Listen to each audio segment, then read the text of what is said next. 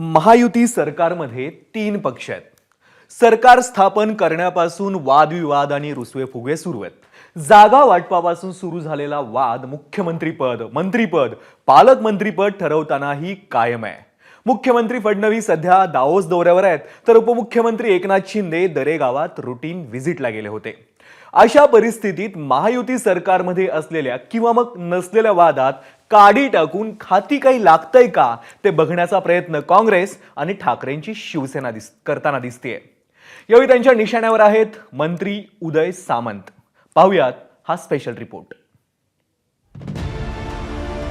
रायगड आणि नाशिकच्या पालकमंत्री पदाच्या तिढ्याच्या बातमीसह रविवारचा सूर्य मावळला आणि त्याच बातमीचा धागा पकडत सोमवारचा सूर्य उगवला, तो एका राजकीय भाकीताच्या बातमीसह. ते भाकीत वर्तवताना काँग्रेसचे नेते विजय वडेट्टीवार देखील उदय नावाचाच उदो उदो करत होते. उद्धवजींना संपवून शिंदेजींना आणलं, शिंदेजींना संपवून उद्या नवीन एक उदय पुढे येईल. तो उदय कुठला असेल त्याला पुढे आणण्याचा प्रयत्न होईल. ही सुद्धा स्थिती महाराष्ट्रात येईल शिवसेनेच्या बाबतीत. मला वाटतं की उद्याचा शिवसेनेचा नवा उदय तिसरा तो तुम्हाला दिसेल, ही शक्यता सुद्धा नाकारता येत नाही. विजय वडेट्टीवार फक्त क्ल्यू देत होते.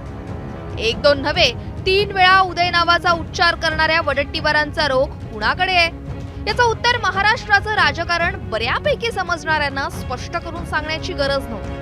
मात्र सकाळी 10 वाजता संजय राऊतांनी थेट नाव घेत संदर्भासहित स्पष्टीकरण दिलं.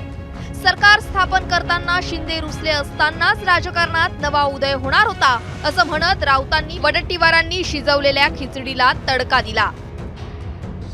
उदय सामंतांचं नाव घ्या ना, उदय सामंतांचं नाव घ्या. डावसला घेऊन गेले.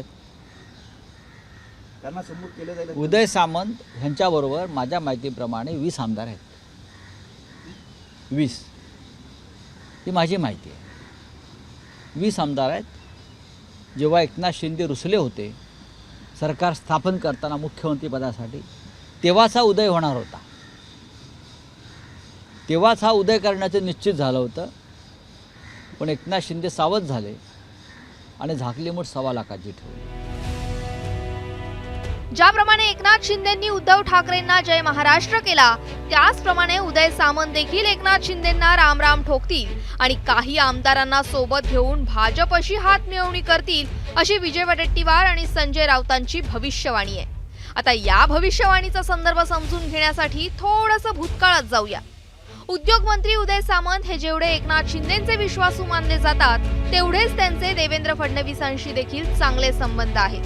विधानसभेत विक्रमी बहुमत मिळाल्यानंतरही सरकार स्थापनेआधी नाराजी नाट्य रंगलं होतं आणि या नाराजी नाट्यादरम्यान शिंदे आणि फडणवीस यांच्यातील निरोपांची देवाणघेवाण सुरू होती उदय सामंतांच्या मध्यस्थीनेच.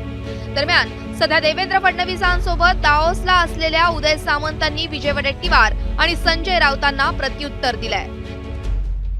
विजयजी, मला असं वाटतं की माननीय एकनाथ शिंदे साहेब हे सर्वसामान्य कुटुंबातनं मोठे झालेले आहेत.